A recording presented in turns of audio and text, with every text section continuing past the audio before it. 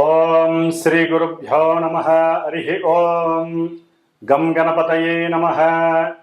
ఓం జ్ఞానానందమయం దేవం నిర్మలస్ఫటికాకృతిం ఆధారం సర్వవిద్యానాం శ్రీ హయగ్రీవముపాస్మహే. ఓం శరదిందు సమాకారే పరబ్రహ్మస్వరూపిణే వాసరాపీఠనిలయే సరస్వతీ నమోస్తుతే. ఆదిత్యాయ చ సోమాయ మంగళాయ బుధాయ చ గురుశుక్రశనిభ్యశ్చ రాహవే కేతవే నమః. నవగ్రహ దేవతాయే నమో నమః. ఈ రోజున వీక్షించేటటువంటి నవగ్రహ భక్తులందరికీ కూడా నవగ్రహ సమాచార విషయంలో మరి ఈ రోజున మనం తెలుసుకోబోయేటటువంటి విషయం ముఖ్యంగా మిథున రాశిలో జూన్ 15వ తేదీన మృగశిర నక్షత్రంలో అడుగుపెట్టినటువంటి సూర్య భగవానుడు, అందులో ఆల్రెడీ మనకి పోయిన నెల మే 14వ తేదీ నుంచి కూడా శుభప్రదాత అయినటువంటి దేవతలకి ఆది గురువు అయినటువంటి గురువు అనగా బృహస్పతి, ఈ యొక్క గ్రహము మిథున రాశిలో ఆల్రెడీ నెల రోజుల బట్టి కూడా సంచారం గావిస్తూ ఈ సూర్య భగవానుడు ఎప్పుడైతే జూన్ 15వ తేదీన అడుగు పెట్టాడో ఆ రాశిలోకి, అప్పటి నుండి కూడా గురుమూఢమి అనగా ఆయన అడుగు పెట్టడానికి కొన్ని రోజుల ముందే ఆ సూర్యుని యొక్క శక్తి అనగా ఆ యొక్క కిరణాల యొక్క వీక్షణ గురుని యొక్క వీక్షణలను అడ్డుకొని గురుమూఢమిగా మనకి తెలియజేయబడుతోంది శాస్త్రం. అంటే ఈ గురుమూఢమి జూన్ 9వ తేదీ నుండి జూలై 9వ తేదీ అనగా 10వ తేదీ వరకు సూర్య భగవానుడు అంటే రవి గురుల యొక్క కలయిక గురుమూఢమితో శుభకార్యాలకి ఇబ్బందికరమైనటువంటి పరిస్థితులు ఎదుర్కొన్నాయి. అంటే పెళ్ళిళ్ళు కానీ, ఉపనయనాలు కానీ, అట్లాగే గృహప్రవేశాలు, శంకుస్థాపనలు ఇలాంటివి ఏవీ కూడా జరపలేనటువంటి పరిస్థితి. ఎందుకంటే గురువు గ్రహాలన్నిటిలోకి అత్యంత శుభప్రదాయకుడు. పూర్వపుణ్య ఫలాలన్నిటినీ కూడా తృప్తిగా మానవుడికి ఇచ్చేటటువంటి వాడు గురుడే. మరి ఈ రవి మిగతా గ్రహాలన్నిటినీ కూడా మనం నివసిస్తున్నటువంటి భూమిని కూడా తన చుట్టూ చక్కగా తిప్పుకుంటూ తన యొక్క ఆకర్షణ శక్తితో, ఎందుకంటే సూర్య భగవానుడి యొక్క అంతరంలో ఒక చిన్న సూక్ష్మమైనటువంటి బిందువు దగ్గర గాయత్రీదేవి నివాసం ఉంటుందని శాస్త్రవచనం. అందుకని ఆ సూర్యుని యొక్క శక్తి తట్టుకోలేక అన్ని గ్రహాలు కూడా మూఢత్వాన్ని పొందుతాయి, అంటే బలాన్ని కోల్పోతాయి అని అర్థం. వాటిల్లో ముఖ్యంగా గురువు, అట్లాగే శుక్రుడు చాలా విశేషమైనటువంటి శుక్రమూఢమి, గురుమూఢమి అనేటటువంటిది మనకి సంవత్సరంలో 2 సార్లు 1 సారి వస్తూ ఉంటాయి. శుభకార్యాలు ఏవి జరపరు. మరి అలాంటి సూర్యుడు, ఈ సూర్యుడు ముఖ్యంగా అధికారాన్ని, అట్లాగే కీర్తిని, హోదాన్ని, ఉద్యోగ దర్పాన్ని, ఉద్యోగ బాధ్యతలను, అట్లాగే పితృశాసనాన్ని అంటే తండ్రి యొక్క ఆశ్రయాన్ని కానీ, తండ్రి యొక్క ఆదరణని కానీ, పితృసేవా మార్గాన్ని కానీ, అట్లాగే హోదా, అట్లాగే కార్యశీలుడు అంటే ఎటువంటి కార్యాన్నైనా సరే అచంచలంగా, నిర్మోహమాటంగా, ముక్కుసూటిగా నిర్వర్తించేటటువంటి వాడు సూర్య భగవానుడు. కాబట్టి ఈ అధికారానికి ప్లస్ మనకి అంతరిక్షంలో గ్రహాలన్నిటికీ రారాజైనటువంటి ఈ సూర్య భగవానుడు ధనాన్ని, కుటుంబ సౌఖ్యాన్ని, సంతాన కారకత్వాన్ని, వివాహ యోగ్యతలని, అట్లాగే సనాతన సాంప్రదాయాలను, గౌరవాన్ని, ఏ విషయాన్నైనా సరే అఖండంగా వృద్ధిని చేసేటటువంటి ఈ గురువు అనగా బృహస్పతి గ్రహము, ఈ 2 గ్రహాలు కూడా మనకి మేషరాశి నుంచి 3వ స్థానమైనటువంటి విక్రమ స్థానము, పరాక్రమ స్థానము అంటారు. ఈ యొక్క స్థానంలో రవికి చాలా విశేషమైనటువంటి సౌఖ్యకరం ఈ యొక్క క్షేత్రము. ఎందుకంటే ఇది రవికి మిత్రుడైనటువంటి బుధుడు యొక్క క్షేత్రము. కానీ గురుడికి మాత్రము ఈ యొక్క క్షేత్రము శత్రుక్షేత్రము. అతను అంత కంఫర్టబుల్గా అక్కడ ఉండలేడు, సౌఖ్యకరంగా ఉండలేడు. అంటే ధనపరంగా కానీ అతను ఇచ్చేటటువంటి శుభాలకన్నిటికీ కూడా గురుడు కొంత ఇచ్చేటటువంటి పరిస్థితుల యొక్క స్థాయి కొంచెం తగ్గే అవకాశం ఉంటుంది. ముఖ్యంగా రవితో కలిసినటువంటి ఈ గురుడు ఈ మిథున రాశిలో ఉండటం ద్వారా కొంచెం ఇంకా పటుత్వాన్ని కోల్పోయి గురుమూఢమి ద్వారా గురుడిచ్చే ఫలితాలలో కొంత కాంప్లికేషన్స్ ఉంటాయి. అట్లాగే కొన్ని ఇబ్బందికరమైనటువంటి పరిస్థితులు కూడా తలెత్తుతూ ఉంటాయి. మరి ఈ వ్యాపార క్షేత్రమైనటువంటి ఈ యొక్క మిథున రాశిలో రవి మరియు గురుడు రెండూ కూడా మిత్రగ్రహాలు, అతిమిత్రగ్రహాలు. సూర్యుడికి గురుడికి కూడా మిత్రత్వం చాలా ఎక్కువ. మరి ఈ 2 మిత్రగ్రహాలు ఈ బుధరాశిలో వ్యాపార క్షేత్రము అంటే లావాదేవీలు, వ్యాపారంలో ఎటువంటి లావాదేవీలైనా సరే ఈ యొక్క క్షేత్రంలో ధనకారకుడైనటువంటి గురుడు, అధికారాన్ని నాయకత్వాన్ని కలిగినటువంటి రవి, ముఖ్యంగా అది ఆ అధికారం అంటే అది పారిశ్రామికవేత్తలు కావచ్చు, లేదా రాజకీయ రంగంలో నిపుణులు కావచ్చు, రాజకీయ రంగంలో చతురతని చేసేటటువంటి పెద్ద పెద్ద నాయకులు కావచ్చు, ఏ పోస్ట్లో ఉన్నటువంటి వాళ్ళైనా సరే.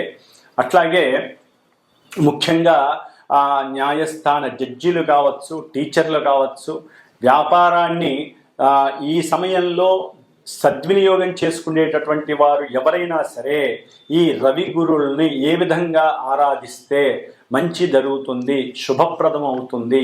ఈ నెలన్నాళ్ళు కూడా అంటే జూన్ 15వ తేదీ నుండి జూలై 16వ తేదీ వరకు కూడా ఈ రవి గురుల యొక్క సంగమం అనేటటువంటిది, గురుమూఢం పక్కన పెట్టండి, సంగమం అనేటటువంటిది మనకి మేషరాశ్యాదిగా మీనరాశి పర్యంతం వారు ఉన్నటువంటి స్థానాలను బట్టి, వారు ఉన్నటువంటి మరి నక్షత్రాన్ని బట్టి, అట్లాగే వారు ఉన్నటువంటి ఆధిపత్య స్థానాన్ని బట్టి కూడా వారు ఎన్నో రకాలైనటువంటి ప్రభావాలని మన జీవితంలో ఈ నెల రోజులు కూడా చూపించే అవకాశం ఉంటుంది. అందులో ముఖ్యంగా ఇంకొక చిన్న విచిత్రమైనటువంటి విషయం మనకి కనపడుతోంది. రాహువు. ఈ రాహువు కుంభరాశిలో ఉన్నాడు మహానుభావుడు. ఈ రాహువు తన యొక్క వక్ర దృష్టితో చక్కగా గురు మహానుభావుణ్ణి, మిథున రాశిని, వ్యాపార క్షేత్రాన్ని, ఇప్పుడు రవిని కూడా చూస్తున్నాడు రాహువు. గురుడు చూస్తే రాహు యొక్క నక్షత్రంలోకి మనకి మొన్ననే వచ్చాడు 14వ తారీఖున. అంటే గురుడికి రాహువుతో అత్యంత సంయోగ స్థితి నడుస్తోంది. దీనినే శాస్త్రరీత్యా గురు చండాలత్వ యోగము అని కూడా అంటారు. గురు చండాలత్వం మహాదోషప్రదం ఇది. అంటే సనాతన ధర్మాన్ని పక్కన పెట్టేటటువంటి తత్వం కలిగి ఉంటారు కొంతమంది జాతకులు. అట్లాగే ధనపరమైనటువంటి ఎన్నో అప్లికేషన్స్ అనేవి జరిగే అవకాశం ఉంటుంది. సెన్సెక్స్, షేర్స్ యొక్క విషయాలలో వృద్ధి జరిగే అవకాశం ఉంటుంది. కానీ కొంత వారి యొక్క జ్ఞానాన్ని కనుక సరిగ్గా యూజ్ చేయకపోతే మటుకు చక్కగా పతనం అయ్యేటటువంటి పరిస్థితి ఉంటుంది. ప్రపంచవ్యాప్తంగా ఈ యొక్క గురు చండాలత్వ యోగం అనేటటువంటిది షేర్ మార్కెట్ మీద కొంచెం ప్రభావితం చూపిస్తుంది అనుకోవటంలో తప్పు లేదు. అట్లాగే న్యాయస్థానాల్లో కూడా అబద్ధపు సాక్ష్యాల ద్వారా కూడా కొంతమంది తప్పు చేసిన వాళ్ళు బయటపడే పరిస్థితులు ఉంటాయి. దాని ద్వారా కూడా కొన్ని విపరీతమైనటువంటి పరిస్థితులు మనకి కనిపించే అవకాశాలు ఈ నెల రోజుల్లో కనిపిస్తున్నాయి. ముఖ్యంగా ఈ యొక్క మిథున రాశిలో రవి ఆరుద్ర నక్షత్రంలోకి వచ్చినప్పుడు, ఆల్రెడీ గురుడు ఆరుద్ర నక్షత్రంలో ఉన్నాడు, రవి చూస్తే కుజ నక్షత్రంలో ఉన్నాడు. ఈ కుజరాహువుల యొక్క సంయోగ స్థితి ఆల్రెడీ సింహరాశి, కుంభరాశికి నడుస్తోంది. ఈ విధంగా ఈ యొక్క నక్షత్రాల యొక్క ప్రభావం వలన రవి గురులకి కుజరాహు కేతు గ్రహాలకి సంబంధం ఉండటం ద్వారా ఆర్థికమైనటువంటి విషయాలలో చాలా జాగ్రత్తగా ఉండాలి. అట్లాగే అధికారులు కొంచెం జాగ్రత్త వహించటం మేలు. ఎందుకంటే మనం చెప్పే ప్రతి మాట, ఎందుకంటే 3వ స్థానం మిథునం అనేటటువంటిది కమ్యూనికేషన్ వ్యవస్థకి సంబంధించినటువంటిది. అంటే ప్రపంచ దేశాల మధ్య కమ్యూనికేషన్ వ్యవస్థలో ఎన్నో ఒడిదుడుకులు కలిగే అవకాశం ఉంటాయి. ఈ రాయబారులు ఉంటారు, అంటే మధ్యవర్తిత్వం చేస్తూ ఉంటారు, విదేశీ రాయబారత్వం అంటారు. వీరు గనక ఒక మాట అటు ఇటు గనక పొల్లు పోతే ప్రపంచ దేశాలకే అరిష్టాన్ని సూచించేటటువంటి యోగంగా గురుచండాల యోగం కనపడుతోంది. అట్లాగే రాహు యొక్క దృష్టి, గురువు యొక్క దృష్టి, ఆ అన్యోన్య పంచమ నమూకాల యొక్క దృష్టి కొంత అవయోగకరంగా మనం భావించాలి. కాబట్టి దీనికి తగ్గట్టుగా వారు ఎవరైతే కొన్ని రాశుల వారు ఉన్నారో ఆ రాశుల వారు ముఖ్యంగా ఈ నెల రోజులు కూడా ఎవరైనా సరే సాధ్యమైనంత వరకు ఈ గురు చండాలత్వం అందరికీ సంబంధించింది, గురువుకే పట్టింది చండాలత్వం రాహు వలన. కాబట్టి ఈ చండాలత్వ దోషం పోవటానికి మహన్యాసపూర్వక ఏకాదశ రుద్రాభిషేకాలు కానీ, లేకపోతే శివాలయాలలో గురువారాల పూట, శనివారం పూట కానీ, ఆదివారం పూట కానీ రుద్రాభిషేకాలు, రుద్రార్చనలు చేయించుకోవటం, అట్లాగే కాశీక్షేత్రమో శ్రీశైల క్షేత్రానికో వెళ్ళి దర్శన భాగ్యాన్ని చేసుకోవడం, అంటే శివుణ్ణి ఎక్కువగా ఆరాధించటం, ఓం శివాయ గురవే నమః అనేటటువంటి మంత్రాన్ని ఎక్కువగా స్మరణ చేయటం ద్వారా వీరికి కలిగేటటువంటి కొన్ని ఇబ్బందికరమైనటువంటి విపత్కరమైనటువంటి ఆటంకాలు, అట్లాగే కొంతమంది పెద్ద పెద్ద వాళ్ళ యొక్క వాళ్ళ నుంచి కలిగేటటువంటి ఇబ్బందుల నుంచి తప్పించుకునేటటువంటి అవకాశం ఎక్కువగా ఉంటుంది. కాబట్టి సూర్య గురులు, రవి గురులు మిత్రులు కాబట్టి దీని యొక్క ప్రయోజనం ఉంటుంది. వాళ్ళు ఉన్నటువంటి ఆధిపత్య భావాలను బట్టి కొంత అప్రయోజనకరమైనటువంటి పరిస్థితులు కూడా ఈ నెల రోజుల్లో కూడా కొన్ని రాశుల వారికి కనపడుతూ ఉంటాయి.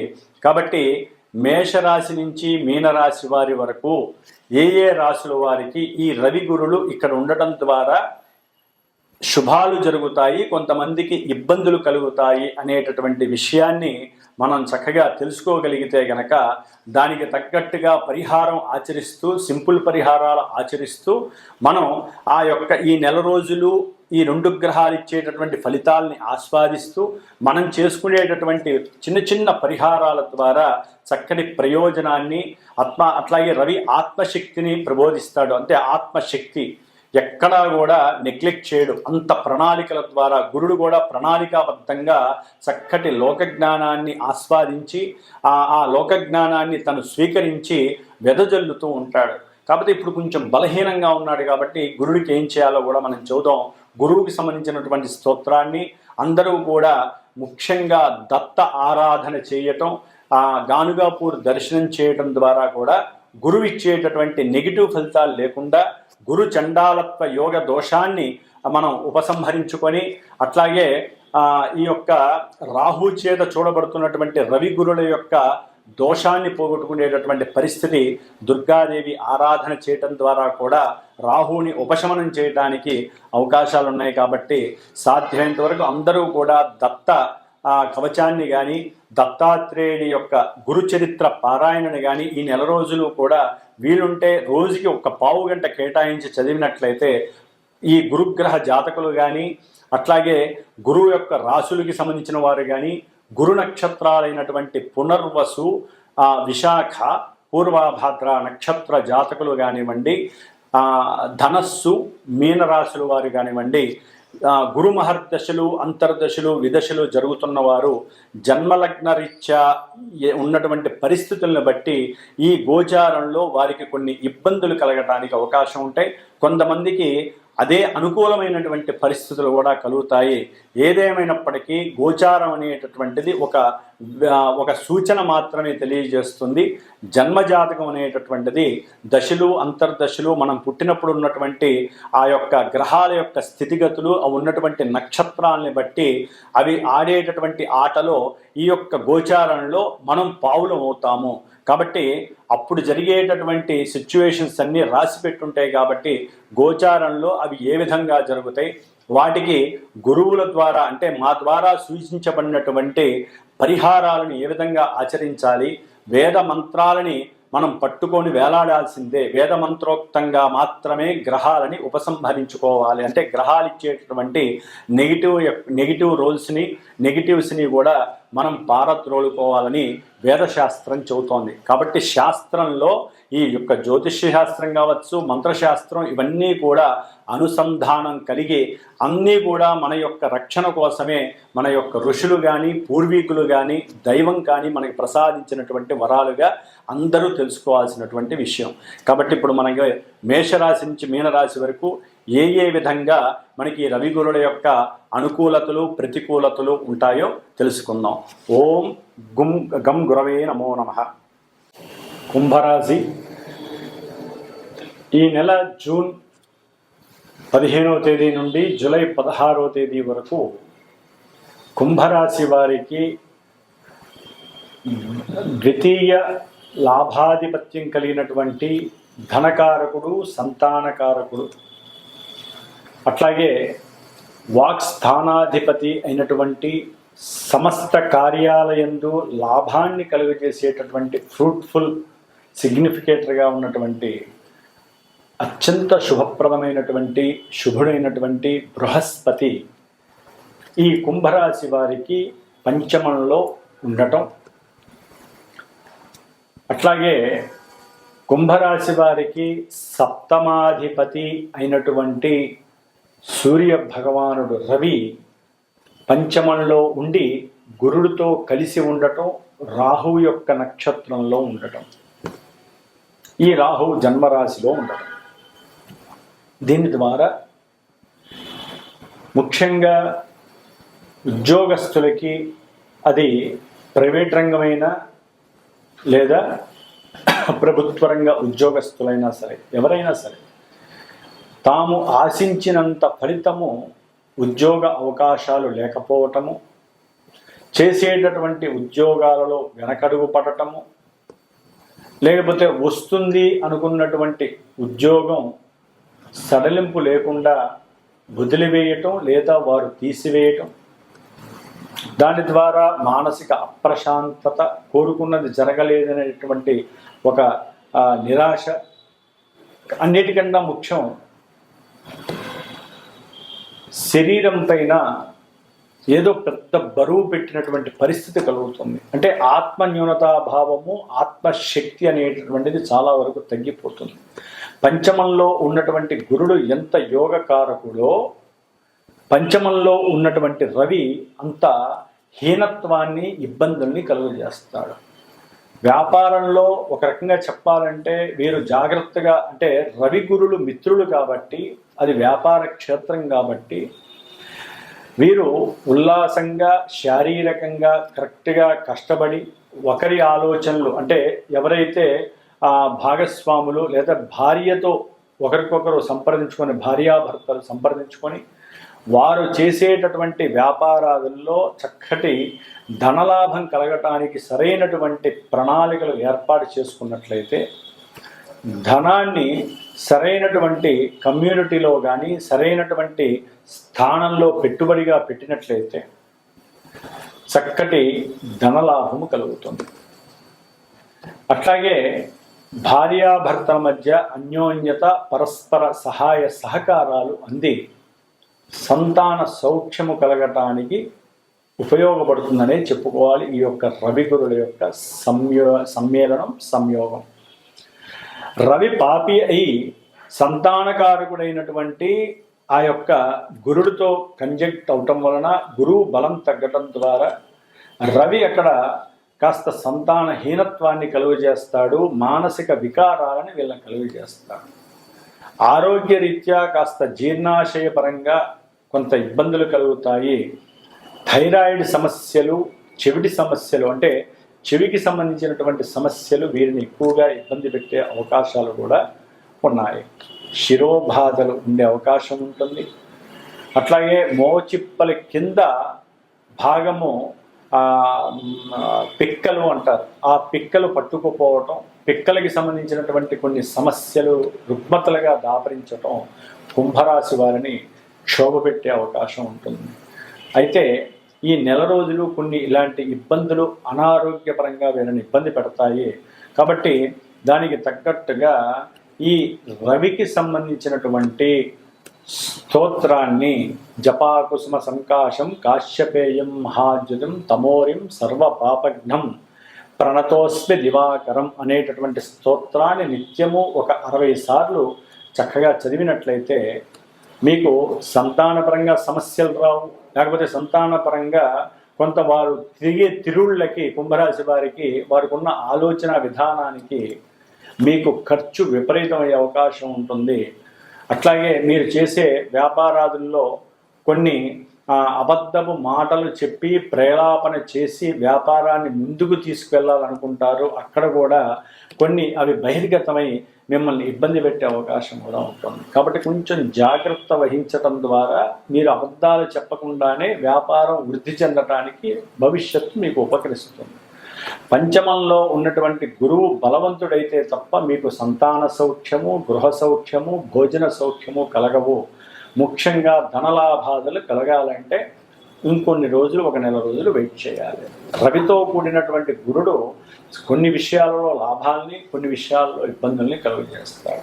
ముఖ్యంగా రాజకీయ రంగంలో ఉన్నటువంటి ప్రసిద్ధమైనటువంటి ప్రముఖమైనటువంటి రాజకీయ నాయకులు, వ్యక్తులు ఎవరైనా సరే తమ యొక్క కుటుంబంలో వారసత్వాన్ని వృద్ధి చేయడానికి వారి యొక్క ఆలోచనలు రకరకాలుగా తీసుకువెళ్ళడానికి, అంటే వారి యొక్క కుటుంబ వ్యవస్థని, అది ముఖ్యంగా భార్య అయితే భర్త, భర్త అయితే భార్య, లేకపోతే సంతానాన్ని వృద్ధి చేయడానికి, వారసత్వపు సంపదని పెంచుకోవడానికి ఎక్కువగా కృషి చేసే అవకాశం ఉంటుంది. ఇది కూడా ఒకందుకు లాభమనే చెప్పుకోవాలి కుంభరాశి వారికి. ఏదేమైనప్పటికీ ఆరోగ్య విషయంలో కొన్ని జాగ్రత్తలు వహించాలి. దీర్ఘకాలిక వ్యాధులు కూడా ఒక రకంగా వీరిని అంతర్గత సమస్యలు కూడా ఇబ్బంది పెట్టడానికి అవకాశం ఉంటుంది. ఎన్నున్నా కూడా అవి తొందరగా వెళ్ళిపోయే అవకాశం ఉంటుంది. కాబట్టి కుంభరాశి వారు సూర్యారాధన చేయటం లేదా దుర్గాదేవి యొక్క 23 నామ్న స్తోత్రాన్ని పఠించడం ద్వారా కొంత ఉపయుక్తమైనటువంటి పరిస్థితి రవి గురుల యొక్క సమ్మేళనం వలన కలుగుతోందని చెప్పుకోవచ్చు. ఓం శ్రీమాత్రే నమో నమః.